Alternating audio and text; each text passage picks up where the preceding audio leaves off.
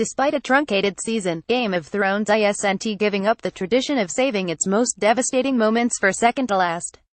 The Sunday, August 20th episode, Beyond the Wall, was a heartbreaker of epic proportions, and by epic, we mean dragon-sized. Here's everything that happened in Westeros as we rounded the corner on this season's finale. Sibling rivalries. What is Littlefinger Aiden Gillen playing at? Whatever it is, the smarmiest man in the Seven Kingdoms has succeeded in driving a stake through the heart of the tentative peace struck by Sansa Sophie Turner and Arya Maisie Williams, by making sure Arya found the note Sansa wrote years back swearing her loyalty to the Lannisters. Arya accused her sister of being a traitor, to which Sansa pointed out that she's been through far worse than Arya, retorting, "You never would have survived what I survived." Arya, who has apparently rejected faceless manhood for total jerkitude, did not come even close to acknowledging that Sansa had a valid point.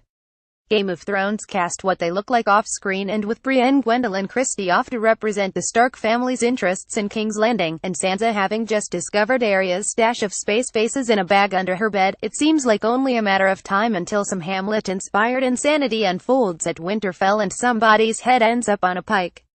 Beyond the Wall. Meanwhile, Jon Snow, Kit Harington and his band of misfits set out on Operation White Snatch, marching beyond the wall in the hopes of grabbing a zombie to show to Daenerys Emilia Clarke and Cersei Lena Headey. Beset by a blizzard, they found what they were looking for, first in the form of a zombie bear, which badly mauled Thoros of Myr Palke before being burned to death, and then in the form of a small, shambling army of whites led by one White Walker, Hot Brits. As it turns out, capturing one single white is not as easy as it seems. For one, they're bound by some kind of bloodline magic, so that if you kill a White Walker, all the Walker's undead minions immediately fall down and break apart. But more importantly, whites are a lot like pod people, which is to say, if you capture one, they send up a shrieking alert a la Donald Sutherland in Invasion of the Body Snatchers that brings the entire undead army down in search of vengeance. Fire and blood, and heartbreak. With Jon and his army trapped on a tiny island surrounded by the dead and with Thoros tragically frozen to death, Daenerys was their only hope, and she came through in a big way, riding with all three of her dragons to the rescue.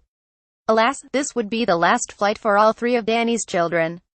Lethally speared by the Night King, one dragon, it looks like Viserion, sank dead into the black, frigid Northern Sea. TV's most shocking deaths, even with Jon Snow's last-minded rescue by his uncle Benjen Joseph Molly, and a real alliance between Daenerys and Jon, who held hands in the penultimate moments of this episode as he swore allegiance to her and she promised to fight with him. This doesn't feel like a win. Instead, it feels like extremely bad news for the human race at large, which now has only 2 live dragons to defend its interests, while the Night King's army now has 1 undead one.